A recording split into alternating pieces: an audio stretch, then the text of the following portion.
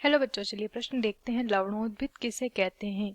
तो आइए जानते हैं हमारे प्रश्न की मुख्य अवधारणा। हमारे प्रश्न की मुख्य अवधारणा है, हमें बताना है लवणोद्भिद। लवणोद्भिद के बारे में। लवणोद्भिद जो होते हैं दोस्तों, ये एक प्रकार का पादप है। एक प्रकार के पौधे ये होते हैं, ठीक है। ऐसे पौधे जो कि लवण युक्त जल में पाए जाते हैं। ऐसे पौधों को लवणोद्भिद हम कहते हैं। ये जो होते हैं लवण युक्त यानी कि खारे पानी में पाए जाते हैं। और खारे पानी में कहाँ पर ये पाए जाएंगे? कहाँ पर खारा पानी होता है?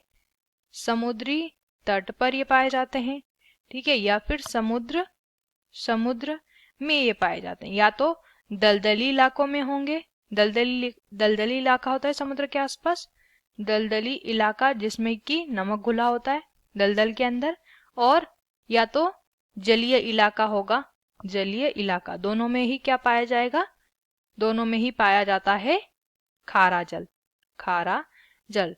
तो इस खारे जल में अपने आप को बनाए रखने के लिए या अपना जीवन जो है वो लंबे समय तक बनाए रखने के लिए इनमें क्या पाए जाते हैं? इनमें पाए जाते हैं अनुकूलन, ठीक है। अनुकूलन इनमें पाए जाते हैं।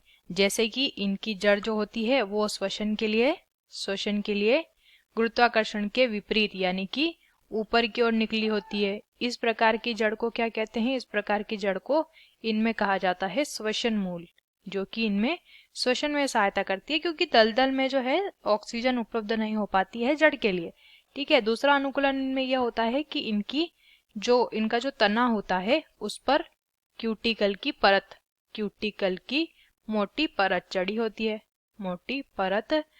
होती है, ठीक है।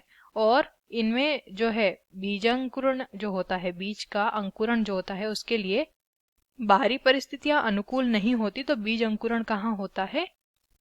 फल के अंदर, और इसको जरायुजी अंकुरण कहते हैं। आशा करते हैं आपको इस प्रश्न का उत्तर समझ आया होगा। धन्यवाद।